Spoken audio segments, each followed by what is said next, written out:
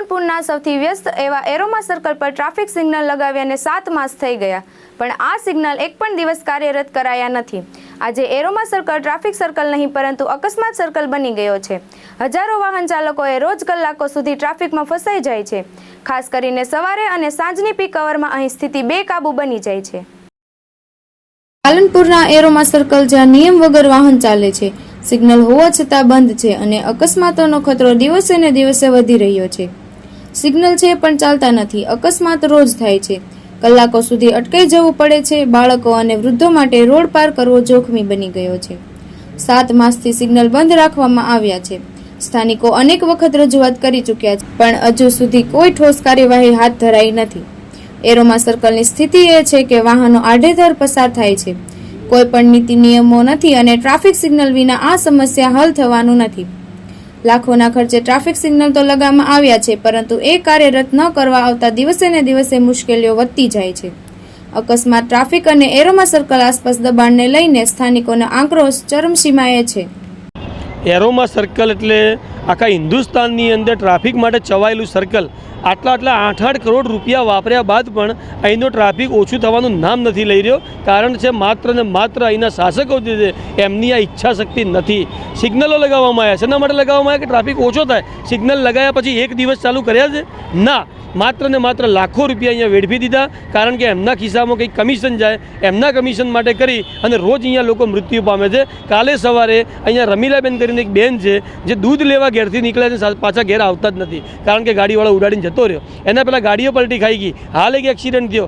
રોજ સવાર પડે, પાછલા કેટલાય વર્ષોથી આપણે જોઈ રહ્યા છીએ 35 થી 40 લોકોના મોત અહીંયા એરોમા સર્કલની આજુબાજુના રસ્તા ઉપર થયા છે। અને આના માટે માત્ર ને માત્ર જવાબદાર એ અહીંના શાસકો છે, કેમ કે માત્ર ને માત્ર એમને પૈસા માટે કરી અને આ સિગ્નલો શોભાના ગાંઠિયા જેવા બનાવી અને લોકોને અહીંયા મોતના મુખમાં ધકેલી દેવામાં આવ્યા છે। પાલનપુરની અંદર એરોમા સર્કલમાં ટ્રાફિક સિગ્નલ નાખવામાં આવ્યા છે। શરૂઆત આ ટ્રાફિક વર્ષોથી ખૂબ જ ટ્રાફિકની સમસ્યા એટલી બધી હદ વટાવી દીધી છે કે લોકો ત્રાહિમ થઈ ગયા છે। અને તાજેતરમાં જ હમણાં હનુમાન ટેકરીમાં પણ 2 થી 4 એક્સિડન્ટો થયા છે અને આડેધડ લોકો વાહન પણ ચલાવી રહ્યા છે। ટ્રાફિક અહીંયા ઊભા હોય છે, સિગ્નલનો ઉપયોગ થતો નથી, એના લીધે સમસ્યા ખૂબ ટ્રાફિકની અવર જવરમાં અડચણરૂપ થાય છે। સાધનો પણ આડેધડ ઊભા હોય છે, એટલે આ ટ્રાફિક સિગ્નલ ખરેખર ચાલુ થવા જોઈએ। સિગ્નલ થાય તો જ એની વ્યવસ્થા થાય। કરોડોના ખર્ચે જે લાખોના ખર્ચે નાખે છે, ફક્ત આંદોલન થયું એટલે થોડા નાખીને ચાલુ 4 દિવસ કર્યા, પછી પાછા બંધ કરી દીધા। એટલે સરકારે ખરેખર આ નોખેલા ખર્ચનો ઉપયોગ કરવો જોઈએ અને ટ્રાફિકની સમસ્યા હલ કરવી જોઈએ। હવે લોકો પણ એટલા બધા કંટાળી ગયા છે ટ્રાફિકથી કે પોતે બાઇકો લઈને, ડૉક્ટરો કે કોઈ પણ મોટા સાધન હોય તો પોતે બાઇકો લઈને પણ એમને પણ આવવું પડશે, એક્ટિવા લઈને। જોકે એરોમા સર્કલના ટ્રાફિક સિગ્નલ અને ટ્રાફિક સમસ્યાને લઈને જિલ્લા પોલીસ વડાએ એરોમા સર્કલ સહિત પાલનપુરમાં ટ્રાફિક સમસ્યાને લઈ એક સોશિયલ ડ્રાઈવ શરૂ કરી છે। ક્યાંક રસ્તાઓ સાંકડા છે તો ક્યાંક દબાણ છે તો ક્યાંક સીધી બેદરકારીના કારણે ટ્રાફિક જામ થાય છે। જોકે એની માટે સળંગ 15 દિવસ ટ્રાફિક ડ્રાઈવ હાથ ધરવામાં આવી છે અને ત્યારબાદ એરોમા સર્કલ સિગ્નલ કાર્યરત કરાશે। હાલ એરોમા સર્કલ પાલનપુર માટે સમસ્યાનું કેન્દ્ર બની ગયું છે। જો તંત્ર વેળાસર સિગ્નલ કાર્યરત કરશે તો અકસ્માત ઘટશે અને ટ્રાફિક સુધરશે। હવે જોવું એ રહેશે કે આ ટ્રાફિક સિગ્નલનું મુહૂર્ત ક્યારે આવે છે।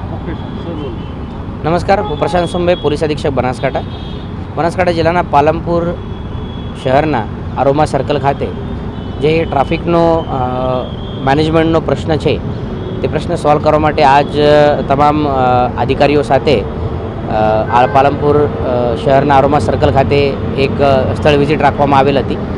તે સ્થળ વિઝિટ દરમિયાન જે કારણે પ્રશ્નો ઉપસ્થિત થતા હોય, જેમાં વાહનોની વધુ સંખ્યા તેમજ નિયમોના પાલન ન કરવાના કારણે જે ટ્રાફિક જામ સર્જાતો હોય, તે માટે ઘણા બધા સોલ્યુશન ડિસ્કસ કરવામાં આવેલ છે। જે રોડ ઇન્ફ્રાસ્ટ્રક્ચર રિલેટેડ સોલ્યુશન છે તે જે રોડની કન્સ્ટ્રક્ટિંગ એજન્સી છે તેના સાથે ચર્ચા કરવામાં આવશે। તેના સિવાય જે પોલીસ તરફથી જે ટ્રાફિક મેનેજમેન્ટ માટે વધુ પોલીસની અને ટીઆરપીની સંખ્યા રાખવામાં આવનાર છે તે બાબતની ચર્ચા કરવામાં આવેલ છે અને આવનાર સમયમાં રાખવામાં આવશે। આના સિવાય પણ જે સર્વિસ રોડ અને ફ્રી લેફ્ટનો જે ડિઝાઇન છે તે બાબતે પણ થોડા ચર્ચા વિમર્શ કરીને તેમાં પણ ચેન્જ કરવા વખતે અમે વિચારના અંદર છે. આરોમા સર્કલ ખાતે સિગ્નલ પણ લગાડવામાં આવેલ છે, પરંતુ વાહનોની વધુ સંખ્યાના કારણે અને જુદા જુદા સમયે જુદા જુદા રોડ ઉપરથી જે વાહનો આવે છે તેના કારણે ટાઈમિંગ જે રાખવાનો છે તે આવનાર સમયમાં તે ટાઈમિંગ સેટ કરીને તે પછી સિગ્નલ પણ શરૂ કરવામાં આવશે, જેથી કરીને મેન્યુઅલ નહીં પરંતુ એક ટેકનોલોજીના યુઝથી આ આરોમા સર્કલની ઉપરની જે ટ્રાફિક છે તેને મેનેજ કરવામાં આવશે અને ટ્રાફિક જામ ઓછું થાય અને નહીં થાય તે પ્રમાણે અમારો પ્રયત્ન રહેશે. Jitu Solanki, BHP news, Banaskantha.